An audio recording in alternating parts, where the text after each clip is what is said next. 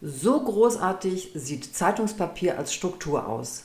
Lass dich überraschen, wie einfach das geht.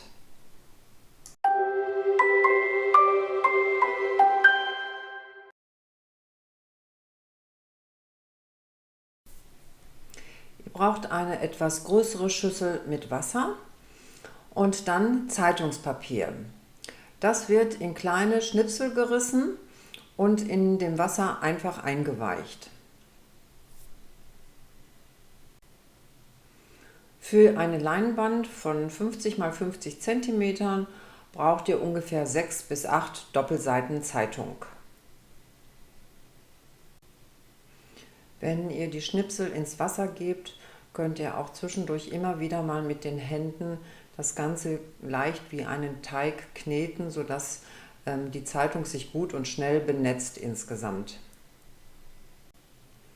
Wenn die Zeitung komplett zerrissen ist im Wasser, dann lasst ihr das Ganze so eine halbe Stunde stehen und einweichen. Für den nächsten Schritt drückt ihr so viel Wasser wie möglich aus diesem Zeitungsteig heraus.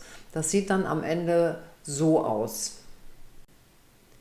Anschließend lockert ihr diesen Zeitungsbrei etwas auf und verteilt ihn auf dem Boden der Schüssel, bevor dann Acrylbinder hinzugesetzt wird. Ungefähr ein Drittel von der Menge, die ihr jetzt in der Schüssel als Zeitungsteig habt. Das Ganze wird anschließend gut vermengt und dann ist eure Spachtelmasse auch schon fertig.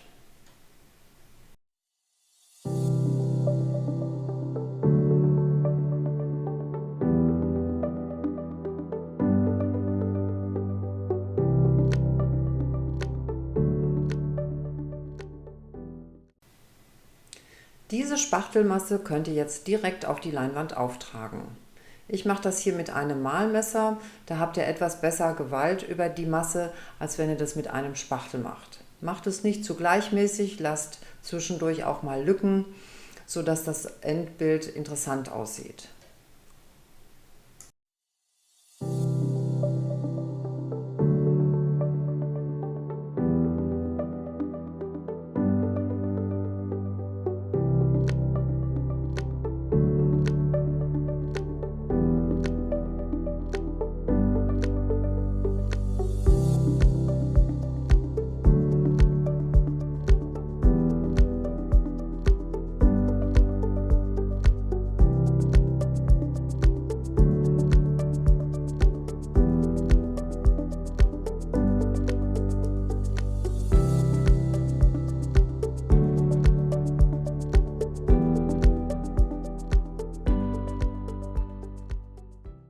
Wenn ihr alles aufgetragen habt, dann braucht das Bild 3 Tage zum Trocknen. Es ist sehr viel Wasser in diesem Zeitungsbrei und das muss verdunsten.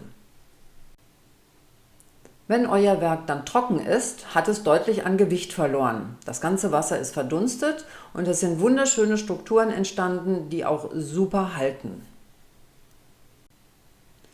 Die ganze Fläche wird jetzt mit Blau und Schwarz gestaltet. Dabei mische ich die Farben nicht vorher, sondern mache das auf der Leinwand. Ich fange hier mit Blau an und irgendwann kommt dann auch Schwarz hinzu.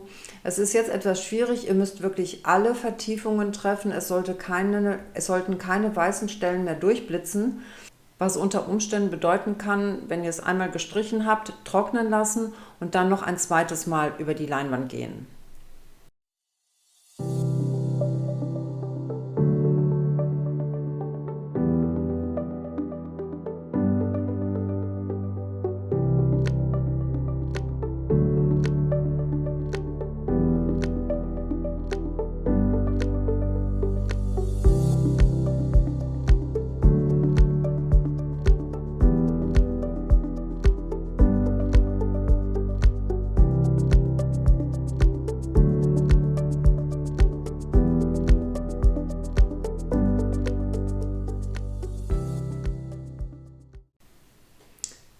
Die Leinwand ist nun zweimal gestrichen, trocken, perfekt vorbereitet. Ihr seht einen wunderschönen blau-schwarzen Ton im Untergrund und jetzt kommt die letzte Schicht. Wir nehmen Silberglitter und den streuen wir unregelmäßig, mal mehr, mal weniger, auf den Untergrund. Ihr habt den Vorteil, weil das hier noch gar nicht mit Binder oder sonst einem Klebemittel versehen wird, dass ihr sehr gut gestalten könnt. Ihr könnt mehr drauf geben, ihr könnt wieder etwas wegnehmen. Das kann man auch mit einem Pinsel noch bearbeiten. Das kann man wie Salz über die Finger einbröseln. Und das kann man auch durch Klopfen auf die Leinwand noch besser verteilen, so dass es ein Bild ergibt, was einem gefällt. Nach dem Silberglitter könnt ihr noch etwas Farbe auf die Leinwand bringen. Ihr stäubt ein Metallic-Pigment wie Blütenstaub auf das Bild. Nehmt einen trockenen Pinsel und dann taucht ihr den in das Pigment ein und lasst es auf die Leinwand schneien.